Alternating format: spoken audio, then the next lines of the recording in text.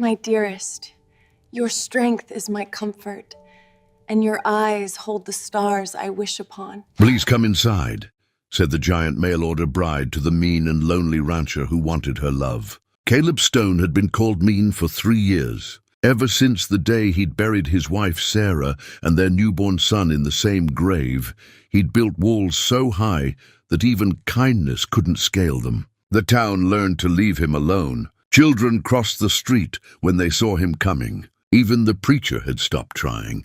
So when the mail-order bride agency sent him a notice that his suitable wife would arrive on the Wednesday stage, he'd paid the fee and prepared a work contract, not a marriage. He needed hands to help him survive the brutal Wyoming winter. Nothing more. What stepped off that stage was Ingrid Larson, 6'2" of Scandinavian bone and muscle, with eyes the color of a frozen lake and a jawline that could cut glass. The stage driver actually laughed.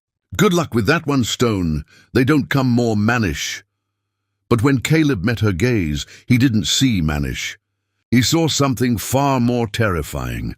A woman who had been called too much so many times she'd stopped apologizing for existing. A woman who expected nothing from men except cruelty or indifference. A woman whose armor was even thicker than his own. And when she spoke those 4 words, "Please come inside," taking control of his own threshold, his own home, his carefully constructed world of isolation, Caleb realized with cold certainty that this woman was going to destroy every wall he'd built. The only question was whether he'd survive it. Caleb stood frozen on his own porch, hat in hand, staring up at this impossible woman. She didn't wait for permission. Ingrid walked past him through the doorway of his cabin, her canvas bag slung over one shoulder, her boots heavy on the wooden floor. She stopped just inside and went completely still. The silence stretched like a rope, pulled too tight. Then she turned to face him, and her expression held something Caleb couldn't name. Not pity, not disgust. Something worse, understanding. "How long since someone cooked here?" she asked, her accent making the words sound like a song in a minor key. Caleb's jaw tightened. "I cook." "No," Ingrid gestured at the kitchen.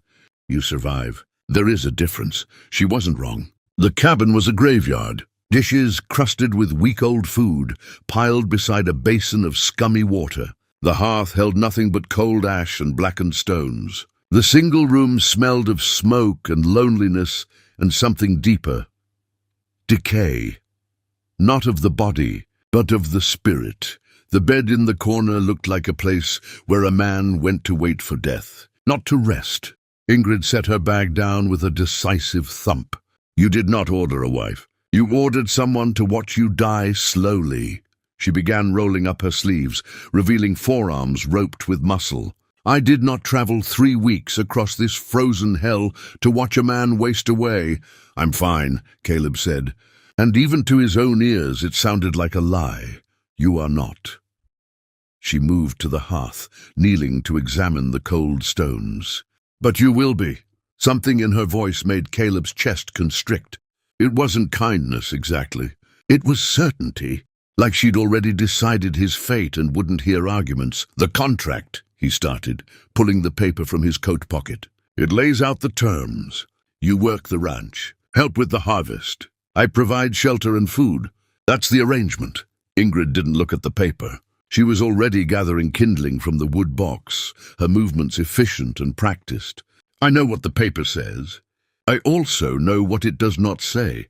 What's that supposed to mean?" She struck flint to steel, coaxing a spark into the dry grass she'd nested among the kindling. "It does not say that you have given up. It does not say that you are waiting for winter to finish what grief started." The flame caught, spreading quickly. "But I can see it. In the cold hearth, in the empty cupboards, in the way you stand like a man expecting to be struck." Caleb felt something hot and sharp twist in his gut. "You don't know anything about me." "I know enough." Ingrid fed larger sticks to the growing fire, her face illuminated by the orange glow. "I know you love someone. I know you lost her. I know you decided the only way to survive losing her was to stop living." She finally looked at him, those ice-pale eyes holding his without mercy. I know, because I have done the same. The admission hung between them like smoke. Caleb wanted to argue, to throw her out, to retreat back into the safe numbness he'd cultivated for 3 years.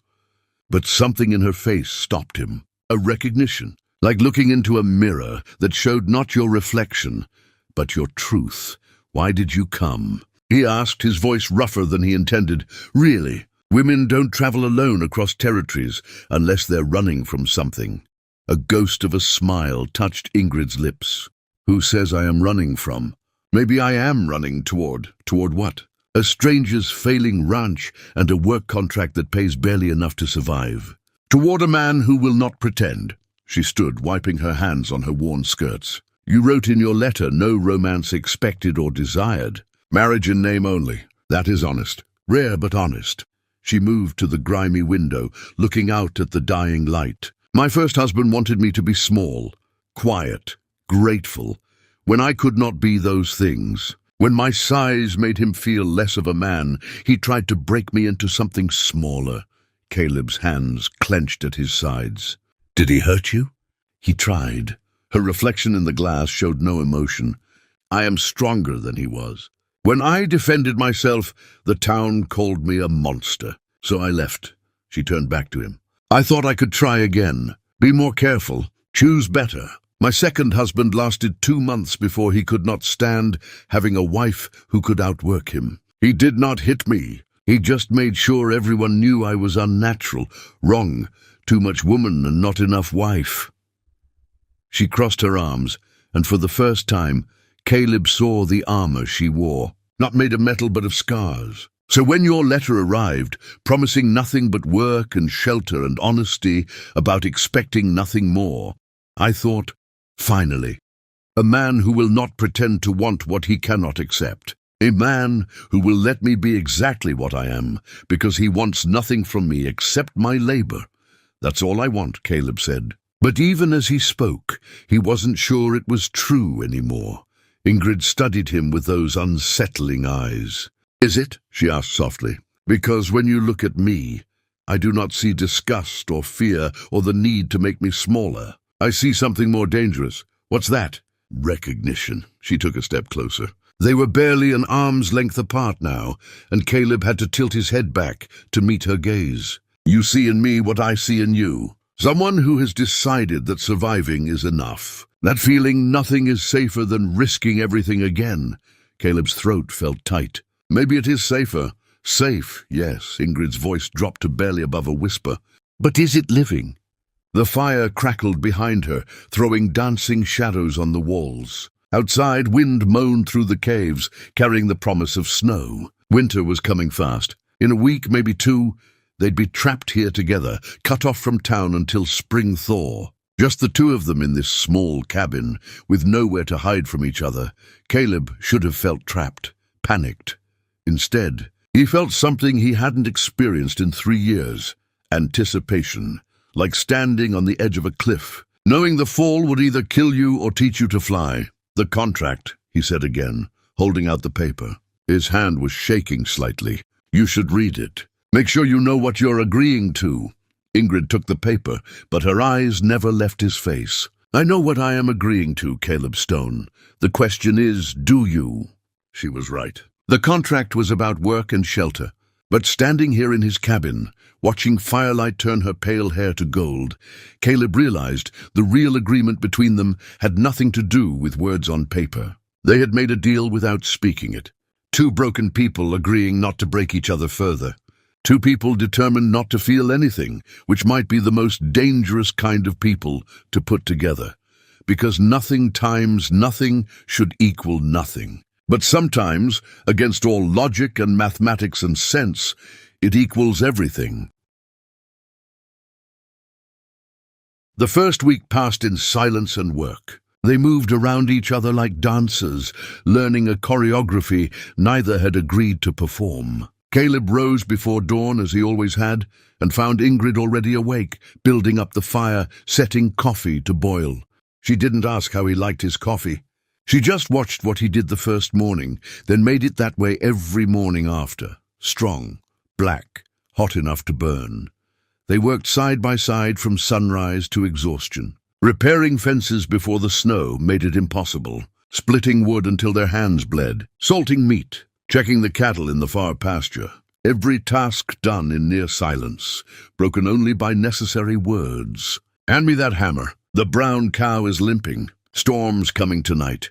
But silence, Caleb discovered, was not the same as emptiness. He learned things about Ingrid through watching. The way she favored her left hand, suggesting an old injury to her right. The way she hummed under her breath when she thought he wasn't listening, melodies from a country he'd never seen. The way she stood at the window each evening as the sun set, her face turned toward the mountains as if she could see all the way back to Norway. And Ingrid learned him too. He felt her eyes on him when he didn't think she was looking, studying the way he gripped tools too tightly, knuckles white with tension. The way he avoided the corner of the cabin where Sarah's rocking chair had once sat. The way his hands stilled whenever a bird called that particular way. The sound his son had made in the 3 days he'd lived. On the 8th morning, everything changed.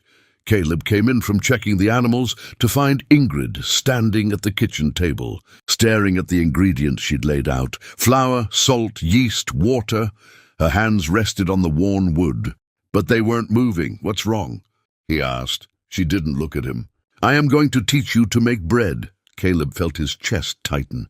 "I don't need to know how to make bread." "You do." Her voice was steady, but something in it made him go still. "If I die or leave, you will starve. This is not kindness. This is practical. I've survived 3 years without bread. Survived, yes." She finally turned to face him. "But you could do more than survive, Caleb Stone. You could live." There was that word again. Live. She said it like it meant something different from what he'd been doing. Like the two things weren't the same at all. "I don't want to," he said, and the honesty of it surprised even him. Ingrid studied his face for a long moment. Then she nodded once. "I know, but I am going to teach you anyway." She gestured to the table.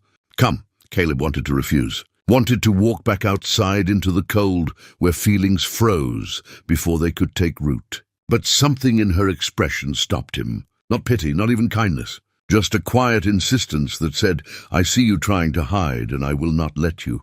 He moved to the table, stood across from her, the ingredients between them like a battle line neither had agreed to cross. "Not there." Ingrid moved to his side of the table. "Here, I will stand behind you, show you with my hands." Every muscle in Caleb's body tensed. "Why?" "Because I am too tall to stand beside you properly." "Because teaching this way is easier." She paused. "Because you are afraid of being close to another person. And fear is something we must face eventually." The truth of it hit him like a fist to the sternum. Ingrid positioned herself behind him, not quite touching, but close enough that he could feel her warmth, smell the soap she used, something that reminded him of pine and snow. Her hands came around him, covering his, guiding them to the flour.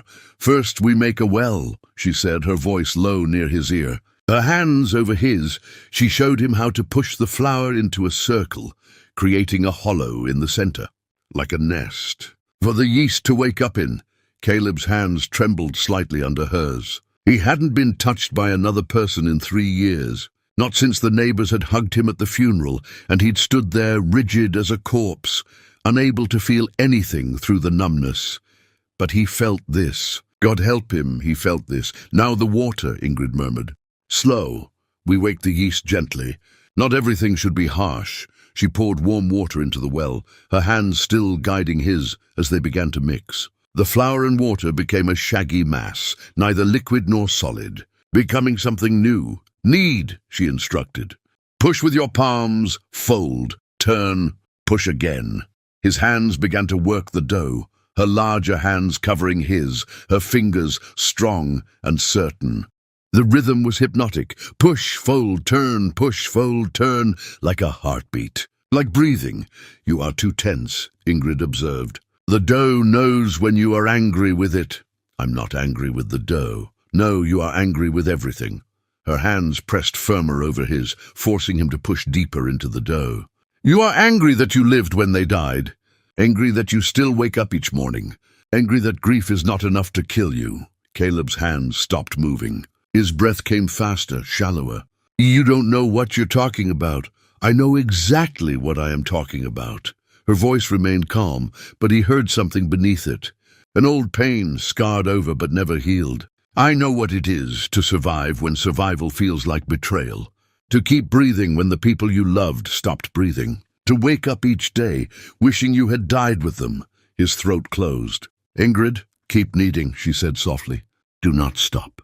The work helps." His hands resumed their motion, hers guiding them still. Push, fold, turn. The dough grew smoother, more elastic. "More alive. After my mother died," Ingrid said, her voice quiet near his ear, "I did not speak for a year. I was 12. She was everything to me. My father, he did not know what to do with a daughter who had gone silent. So he put me to work in the fields, on the boats, anywhere that required strength but no words." Her hands pressed over his, kneading deeper. "And I learned something. The body remembers how to live, even when the heart has forgotten. Your hands remember how to work. Your lungs remember how to breathe. Even when your mind says you should stop, your body continues. It is stubborn that way." Caleb felt something crack inside his chest. "I don't want to remember how to live. Living means feeling, and feeling means it can hurt again." "Yes," Ingrid agreed simply. "It can, it will. But feeling means other things too. It means tasting bread warm from the oven, feeling sun on your face after a long winter, hearing laughter and remembering what joy sounded like."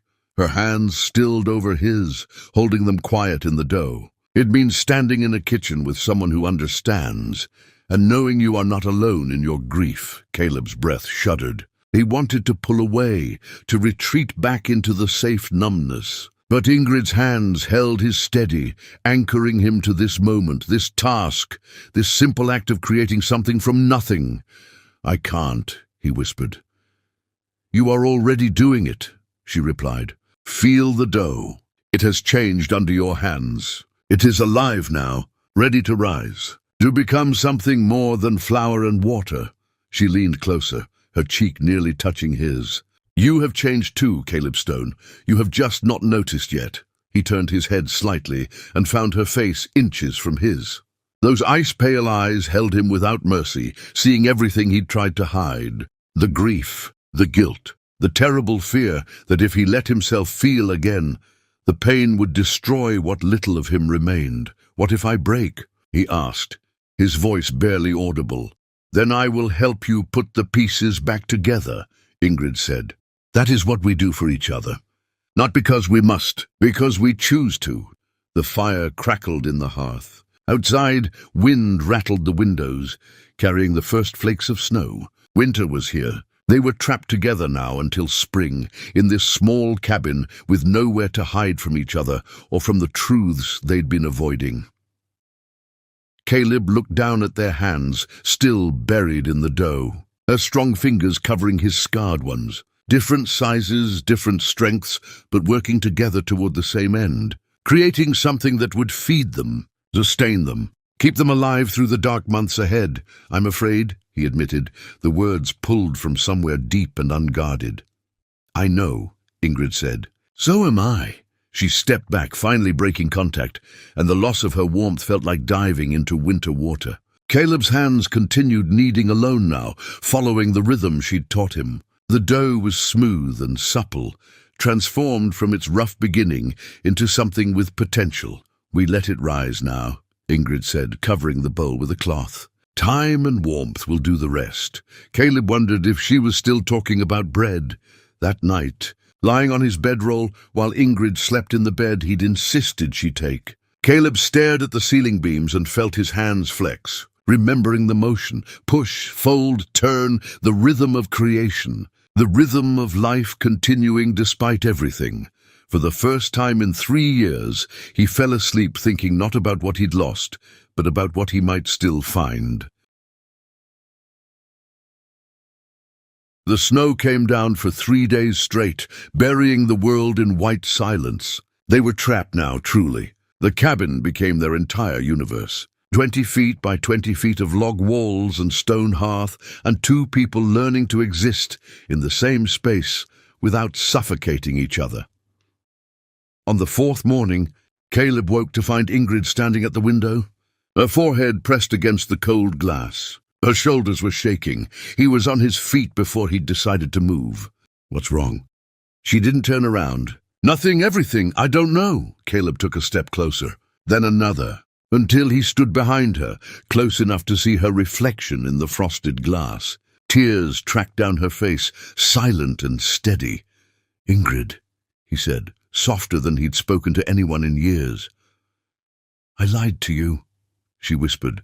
"When I said I was running toward something, I lied." His chest tightened. "What were you running from?" "A man named Henrik." Her voice was flat, emotionless, but her hands were fists against the glass. "My second husband. He didn't just make me feel unnatural. He sold me." The words hit Caleb like a physical blow. "What? There is a man in Minnesota, a lumber baron who buys women?" She laughed, a broken sound. "Not openly, of course. He calls it employment, domestic service. But the women who work for him, they do not leave. They cannot leave. And Henrik owed this man money. Gambling debts. So he offered me instead. Told me I should be grateful someone wanted me, even for that."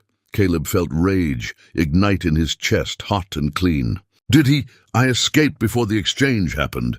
Ingrid finally turned to face him. Her eyes were red but fierce. "I heard Henrik planning it, talking to the lumber baron's agent, describing me like livestock. Strong back, good for hard labor, won't complain.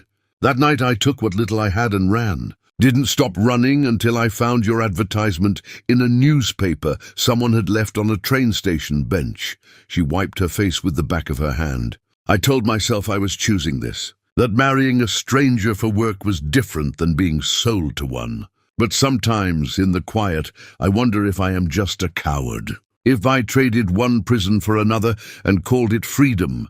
Caleb stared at her, at this woman who could split wood like it was kindling and haul water like it weighed nothing. This woman who towered over him and probably could have broken Henrik in half if she'd wanted to. "You're not a coward," he said, his voice rough.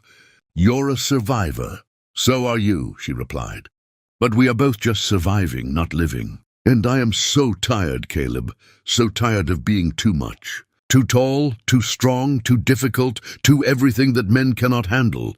Something in her voice broke the last of his walls. Caleb reached out slowly, giving her time to pull away. When she didn't, he took her hand. Her fingers dwarfed his, calloused and strong, but they trembled in his grip.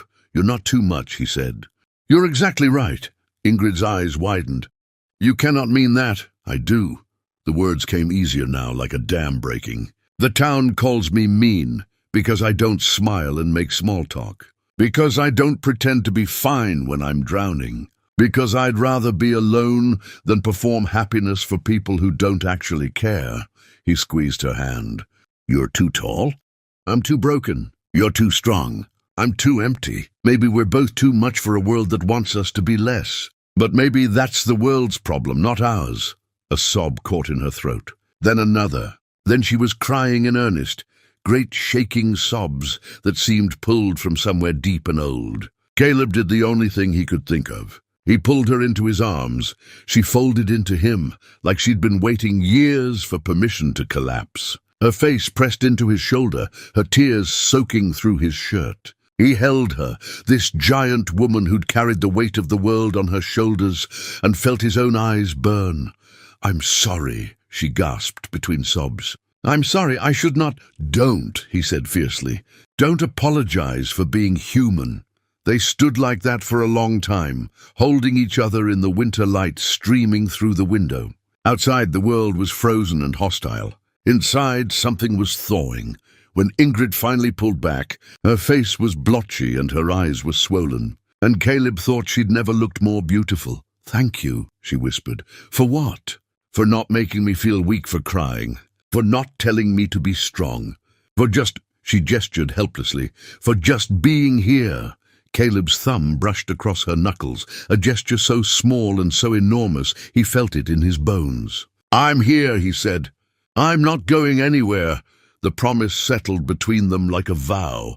That afternoon, they baked bread together again. But this time it felt different. There was no teaching, no careful distance. They worked side by side, hips bumping occasionally, hands brushing as they reached for the same tools. When flour dusted Ingrid's cheek, Caleb reached up without thinking and wiped it away. Her breath caught. His hand lingered. "Caleb," she said, his name a question. "I need to tell you something," he replied. "About Sarah, about what happened."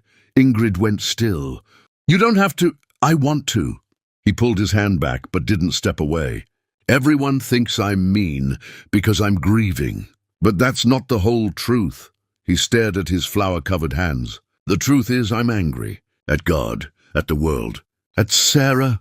Ingrid's eyes widened, but she didn't speak. "She knew," Caleb continued, the words tumbling out now that he'd started. The midwife warned her.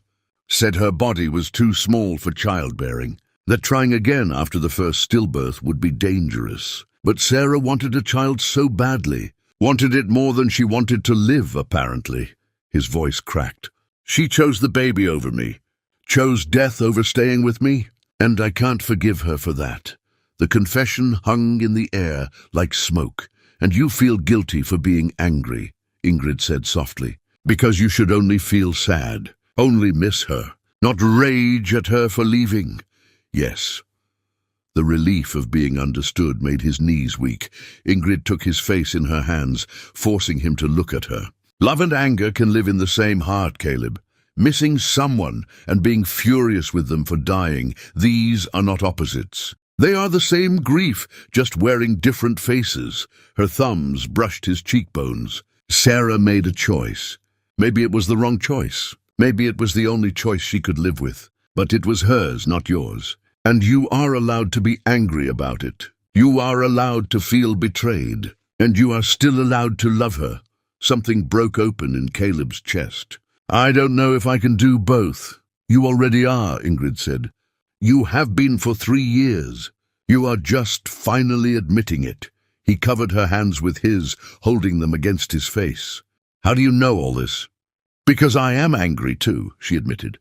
"At my mother for dying. At my father for not knowing how to love me after. At Henrik for treating me like property. At every person who ever made me feel like I was wrong for being who I am." Her eyes shone with unshed tears. "Anger is easier than grief.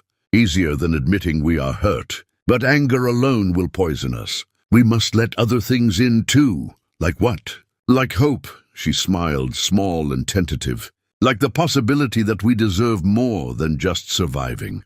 That we deserve joy and warmth and maybe, someone who sees us and does not turn away." Caleb's heart hammered against his ribs. "I see you," he said, "and I'm not turning away." "I see you too," Ingrid replied. "All of you. The mean parts and the broken parts and the parts that are still trying to figure out how to live again." She leaned down, her forehead touching his. "And I am not turning away either." They stood like that, breathing the same air closer than they'd ever been. The bread dough sat forgotten on the table. The fire crackled. Outside, snow continued to fall, sealing them away from the world. "What are we doing?" Caleb whispered. "I don't know," Ingrid admitted. "But I do not want to stop." His hand slid from hers to her waist, tentative, testing. She was solid and warm and real. She didn't pull away. Instead, her hands moved to his shoulders, steadying herself, anchoring them both. "I'm afraid," he said for the second time in a week.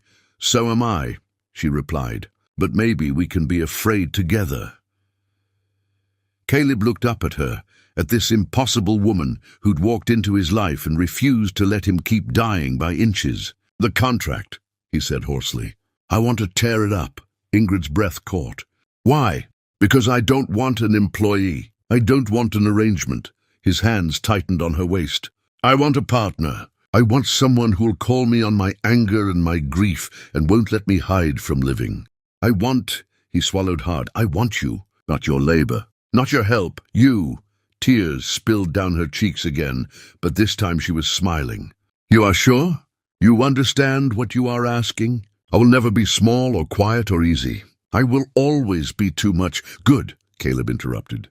"Because I need too much. I need someone big enough to hold all this anger and grief without breaking. Someone strong enough to stand beside me when I'm weak. Someone honest enough to tell me when I'm being an idiot." He smiled, actually smiled, for the first time in 3 years. Turns out too much is exactly what I need. Ingrid laughed, the sound breaking into a sob. Then we are both fools. Probably, Caleb agreed. But at least we're fools together. She leaned down. He reached up. Their lips met halfway, awkward at first because of the height difference, because neither had kissed anyone in years, because they were both so terribly out of practice at being tender. But then Ingrid's hands cupped his face, and Caleb's arms wrapped around her waist, and suddenly nothing was awkward at all. It was just right, perfectly, impossibly right. When they finally broke apart, both breathless, Ingrid whispered, "What now?" Caleb looked around the cabin, at the bread dough that would soon fill their home with warmth, at the fire that had never gone cold since she'd arrived, at the life they were building from the ashes of their pasts. "Now we live," he said simply. "We stop surviving and start living together."